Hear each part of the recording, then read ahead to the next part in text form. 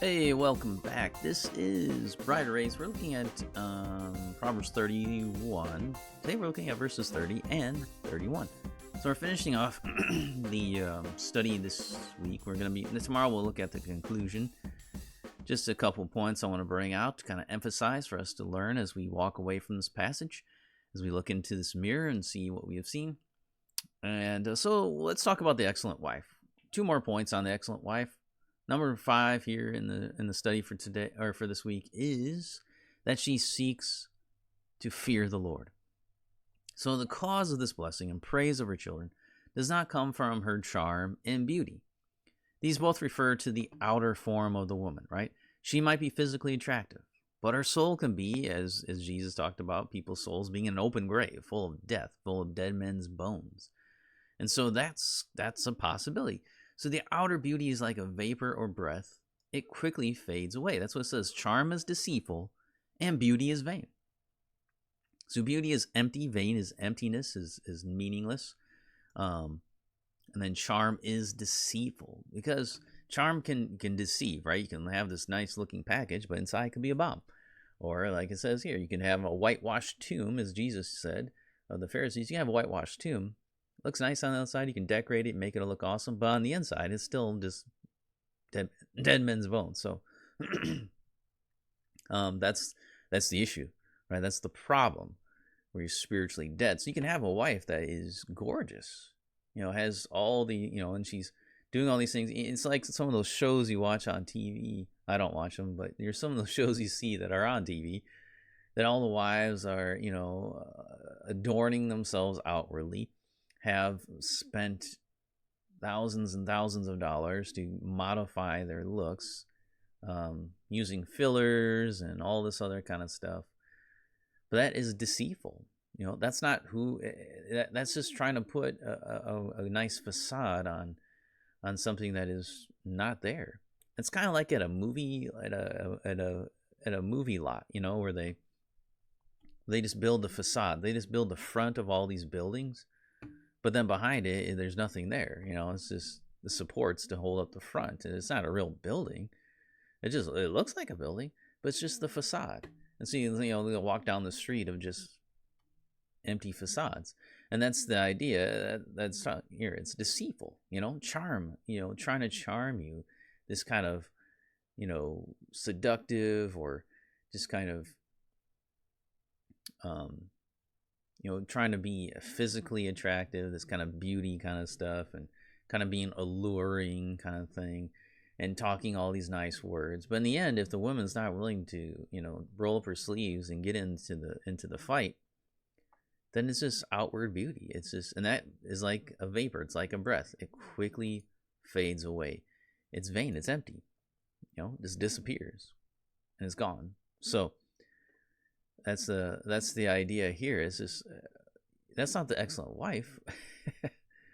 She might be physically attractive, but that's not what she's worried about. She might be a gorgeous woman, has all the right parts in all the right places, right?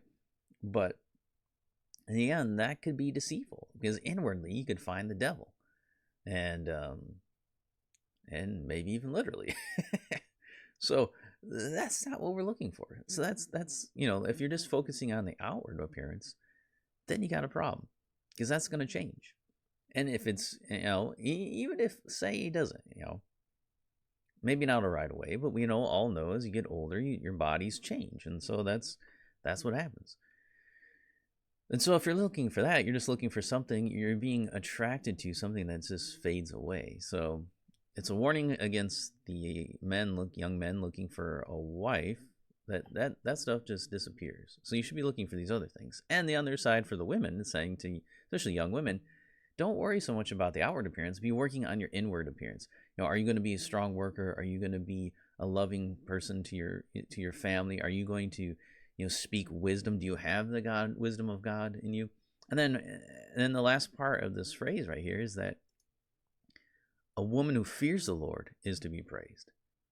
So he's not saying, the husband's not like, wow, woman, lady, you are so gorgeous, you're beautiful, and I love, the implants you have and all this other kind of, that's not what he's concerned about. He's concerned about her inward beauty. That's what he's thinking about. That's why he's praising her. The inward beauty, and that inward beauty comes because why? Because she fears the Lord. That's the main thing. Fearing the Lord above all. Loving the Lord above all.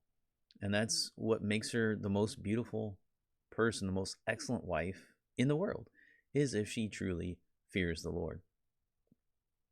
So she deserves praise, right? It says here, a woman who fears the Lord is to be praised. So she deserves praise because she's fearing the Lord. That's the interesting thing about it, because we don't often think about that, that we should praise people because they fear the Lord. We know where the fear of the Lord comes from. It's a gift. But still, you praise the person because they're fearing the Lord. You know, they're actually following through. When they wrote, don't rebel against the fear of the Lord, then praise them. You know, that's the opposite side. We're just, you know, that should be the expectation of the church, that we're praising those who actually fear the Lord. And if you have a wife that's praising the Lord, praise her. But that's where it comes from. It's not because of her outward beauty. It's really not because of her actions either. The actions show that she fears the Lord, right? Those things are extending from the faith that she has in God. The hope is in God, that her works are an extension of the fact that she fears the Lord. So we praise the woman because she's fearing the Lord. That's what's most prized in this excellent wife. And this excellent woman is that fear above all things. And those things are really an extension of that. That's where this all is coming from. If she doesn't fear the Lord, then she will fear things that are frightening. If she doesn't fear the Lord, then she will not speak wisdom. She'll speak foolishness. If she doesn't fear the Lord, then she won't look well to the ways of her house. If she is not fearing the Lord, then she'll be okay with being idle. If she doesn't fear the Lord, then she will not have strength and dignity. She will put on weakness and impropriety, or immodesty, or something else like that. So that's the idea, that this excellent wife is putting these things on because she fears the Lord. Her actions are extending from the fact that she loves the Lord. That's where her actions are coming from. And that's what all these things have described for us, is really that idea. Now, one last thing here before we get done. And this is really, she should be praised. How should she be praised? Well, give her the fruit of their hands and let her works praise her in the gates. So the excellent wife should receive the fruit of her hands, or honor where honor is due, as Paul says in Romans 13:7. Pay to all what is owed to him. Taxes to whom taxes are owed, revenue to whom revenue is owed, respect to whom respect is owed, honor to whom honor is owed. And in Romans 12:10 it says, love one another with brotherly affection, outdoing one another and showing honor. So this is what we should be doing. I mean, this excellent wife, obviously her husband is, but it calls her, let her works praise her in the gates. So it's extending this outside the family and saying, people outside the family should be like, wow, you're an excellent wife. Look how much you fear the Lord. This is a clear example that you're fearing the Lord. That's what the people did with Ruth. The townspeople are like, man, this woman is awesome. Look how much she fears the Lord. And she's not even an Israelite. She's a Moabitess.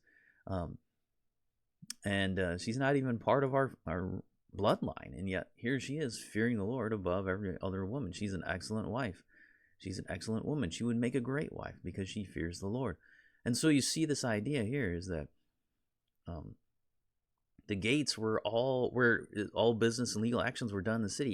It was the main hub of official business. So the excellent wife was to be praised for her works in the gates or by her works in the gates, depending on how you read it, which is her family. That's where it is. Her household should be praising her in the gates. The actual people in her household and the work of her hands itself rises up and says, yep, this woman fears the Lord. So an excellent wife is far from belittled, is far from mistreated, which is the caricature that the world claims the Bible teaches. They look at Proverbs 31 and like, oh, this is oppressive, blah, blah, blah. No, this is where a woman who has the opportunity to show that she fears the Lord. And that makes her far prized above rubies, before riches, because she fears the Lord. That's what it all comes back to. So that's why I don't understand, like, people in the church are like, that's not that big of a deal. That doesn't matter. Whatever. The Proverbs 31 woman, blah, blah, blah. And we kind of make fun of it and we downplay it. But if we do that, then we're saying what? The fear of the Lord isn't important? Is that what you're saying? You're saying that the fear of the Lord in your own wife is not important? Then I don't even know if you're a believer or not. Well, what are you doing? Like, why don't you love the fear of the Lord? That's what you should do. And the fear of the Lord will cause differences in the way you live. And that should be displayed like it does, like the description here is. It's showing forth in all these things. This is because, why? She fears the Lord. So, I mean, you can go back through the list, right? An excellent wife who can find, she is far more precious than jewels. Why? Because she fears the Lord. The heart of her husband trusts in her, and he will have no lack of gain. Why? Because she trusts, that she fears the Lord. She does him good and not harm all the days of her life. Why? Because she fears the Lord. She seeks wool of flax and works with willing hands. Why? Because she fears the Lord. So you can go through this whole list, and then you can ask the question, why? Why does she do all these things? That's the answer. But a woman who fears the Lord is to be praised. That is the source of all these things. That's the answer to why she does those things. Not for any other reason, but because she fears the Lord. And then that is the outward expression. So we'll get more into this next time as we look at the conclusion. But just look at that. This is not the caricature of this oppressed woman who is, just hiding away. She's walking around barefoot and pregnant, and is just out there with, scrubbing clothes on a washboard. You get these people with this antiquated idea of what it means. Maybe that's how it was in the past, but things change. Times change, and like that wasn't even impressive either. And like we always make it like there's always has to be this kind of conflict between husband and wife. Like there was many excellent couples in the past where there wasn't that conflict. Doesn't have to be there. It can be, but if we're not fearing the Lord, then it will be there. It will be there. And so to minimize the conflict is when you fear the Lord. But we'll get into that next time. So let me end there. And I'll meet you back here next time for the conclusion of our study.